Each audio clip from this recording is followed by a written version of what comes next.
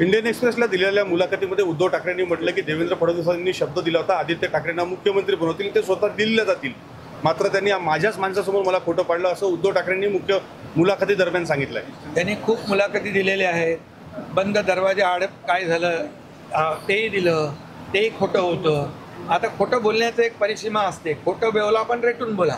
त्यांना मुख्यमंत्री व्हायचं होतं, ते शिवसेना भाजपच्या गठबंधनमध्ये मुख्यमंत्री त्यांना होता आलं नसतं, म्हणून त्यांनी खोटं सांगितलं की आमची चर्चा झाली अमित भाईंच्या बरोबर, परंतु अमित भाईंनी क्लिअर स्पष्टपणे अशा गोष्टीला नकार दिलेला आहे. त्यामुळे खोटं बोल पण रेटून बोल ही त्यांची संस्कृती आहे. प्रकाश आंबेडकरांनी म्हटलंय की 2 महिन्यानंतर एकनाथ शिंदे जे आहेत ते मुख्यमंत्री म्हणून दिसणार नाहीत, भाजपला त्यांचा फायदा होताना दिसत नाही, अशा पद्धतीने त्यांनी हिंगोलीमध्ये वक्तव्य केलं. ठीक आहे, आता प्रकाश आंबेडकरांनी वक्तव्य केलं तर त्यांनाच विचार, निवडणुकीमध्ये त्यांनाच आता त्याची कारण मीमांसा विचारा. थँक्यू.